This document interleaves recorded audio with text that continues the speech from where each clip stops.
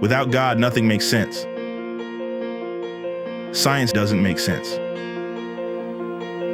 Biology doesn't make sense.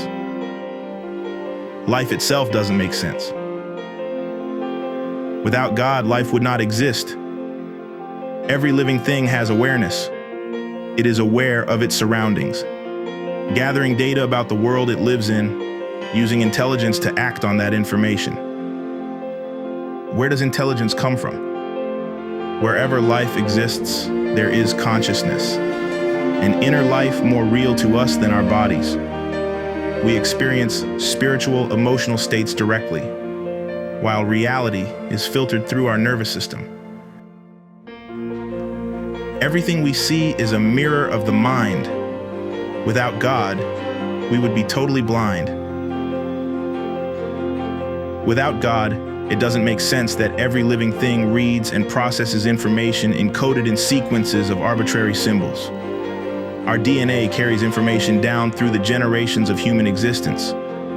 Languages, including complete instructions on how to build a human being, are written into every cell. It's not logical or predictable that we'd be conscious of all this and able to question the very nature of existence.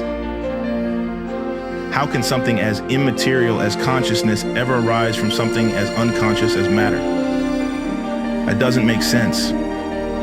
Chemical and electrical processes occur, but how do they ever create the concepts red or sweet, let alone generate our rich inner life? Ions flow and molecules couple and uncouple, but where does the appreciation of beauty come from? How can we even have beliefs and doubts, purpose and regret? The truth is, the mental and spiritual worlds we experience do not originate in our brains. We perceive concepts and thoughts that already exist. We don't really create an inner life. We tap into a consciousness that is always already there. That is universal. The fact that the universe comprehends itself and our reason can unlock its many secrets is a demonstration of God's existence. Science is a demonstration of God's existence. Life does make sense because God and world, creator and creations are embedded in each other, like mind and body. We are made in the image of God. He molds and expands our minds like clay in the hand of the potter, like the axe head in the hand of the blacksmith, like the stone in the hand of the cutter. He forges our will. Everything we are is a gift from God. We are His children. He holds us in the palm of His hand. Without God, we quickly come to the end of ourselves.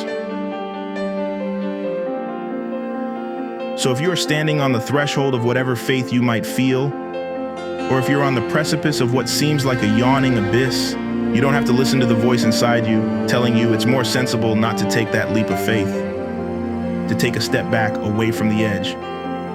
The reality is you owe it to yourself to move forward, to step through into the unknown. The reality is your relationship with God is the most important thing in your life.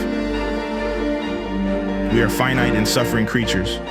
We are thoughtless and cruel, anxious and stupid. We are weak and helpless and can't go on without God.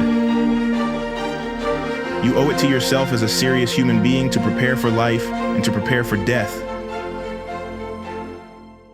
Embrace the reality of God. He will never leave you. Ignore the voice in your head that says you're not good enough. God loves you. God is love. That's the only thing that makes sense.